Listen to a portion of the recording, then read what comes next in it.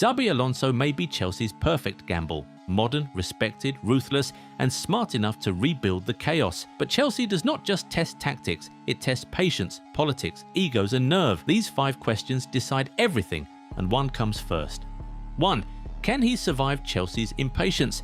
The first question is simple. Can Xabi Alonso survive a club that almost never waits? Chelsea can talk about projects, patience, and long-term vision, but their history tells a harsher story. Many years ago, Luis Felipe Scolari arrived as a World Cup winning manager and lasted barely 7 months. Andre Villas-Boas was supposed to be the future and did not survive 1 full season. Roberto Di Matteo won Chelsea the Champions League in 2012, then lost his job before the year ended.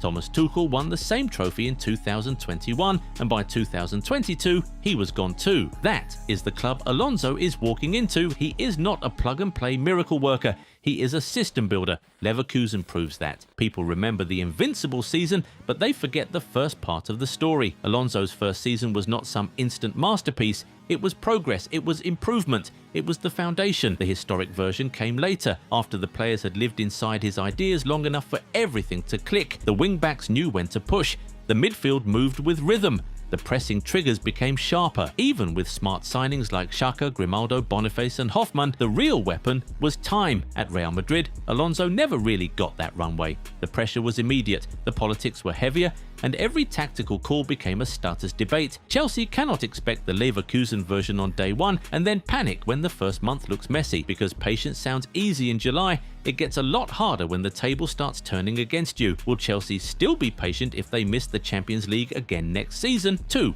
Can he manage Chelsea's Brazilians after the Vinicius drama? The second question is uncomfortable. Can Xabi Alonso walk into Chelsea's Brazilian core without the Vinicius story following him? At Madrid, the tactical issue was simple. Alonso wanted quicker releases and cleaner attacks. Vinicius tried to play that way, but he often looked uncomfortable, like a player whose only strength is dribbling. But the drama became much bigger than tactics. In the October 2025 Clásico, Vini was substituted in the 71st minute, and the cameras caught the whole reaction. The anger, the walk toward the dressing room after Rodrigo came on. It looked like a public rejection of the manager's authority. Then came the apology that somehow made things worse.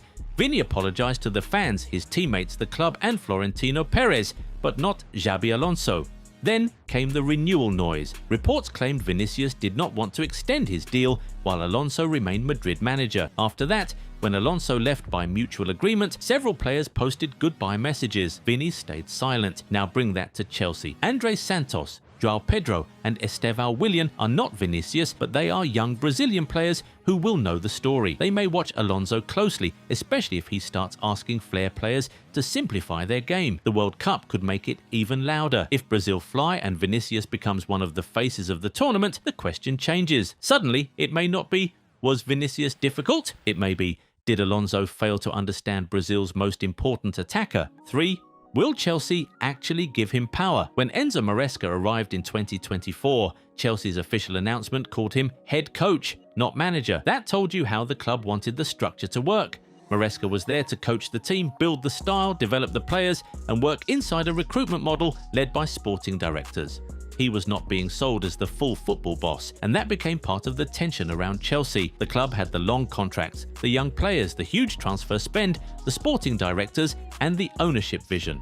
The coach had to make it all look coherent on the pitch. Now Alonso arrives with a different title. Chelsea officially calls him manager of the men's team, and that immediately raises the expectation. So the question is simple: does the title come with real control? Can Alonso say no to a signing? Can he demand a smaller squad? Can he tell Chelsea that another exciting young attacker is pointless if the team still lacks balance? He choose who stays, who goes on loan, and who gets moved on, because if Chelsea only changed the wording, this is cosmetic. Alonso cannot be sold as a manager, then treated like another coach asked to fix someone else's squad. That was the Maresca problem in sharper clothes. The club wanted a clear identity, but the structure around the coach made everything harder.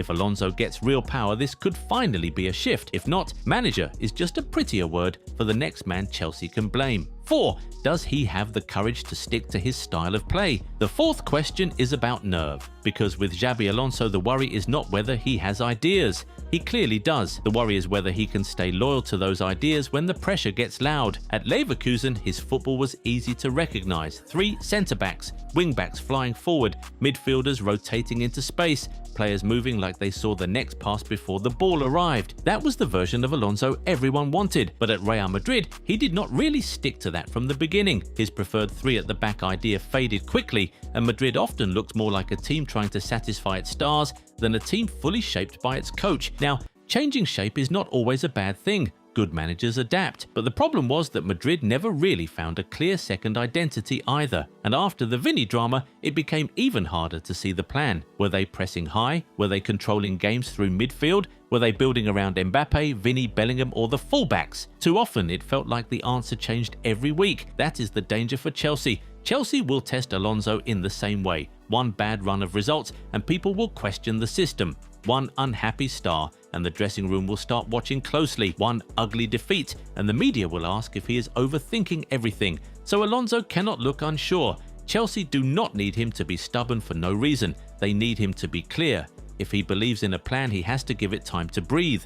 Because if the players sense that the manager is changing direction out of fear, you know what's next. 5. Can he handle a squad that has no natural hierarchy? The fifth question is not tactical, it is social. Chelsea does not just have a big squad, they have a squad full of players who were signed to mature. Cole Palmer is the obvious face, but around him are expensive signings, elite talents, prospects, and players who all believe they should be part of the future. He himself is not interested in controlling any of them. That is the danger. Madrid had a version of this too. After Luka Modric left, the team lost its most natural on-pitch authority. The talent was still ridiculous, but the chain of command became less clear. Mbappe had superstar status, Vinicius and Bellingham had influence, Courtois, Carvajal and Valverde had seniority. But there was no single figure everyone naturally followed when things got tense. Some may argue that this was one reason Alonso struggled to control the dressing room at Madrid. But Chelsea could be even harder because their hierarchy rests on a Reece James who is not always fit. Alonso must decide who leads, who supports, who waits, and who leaves. So what do you think? Can Xabi Alonso survive Chelsea, or will the same problems from Madrid follow him to London? Drop your take in the comments, like the video, and watch the next one on your screen.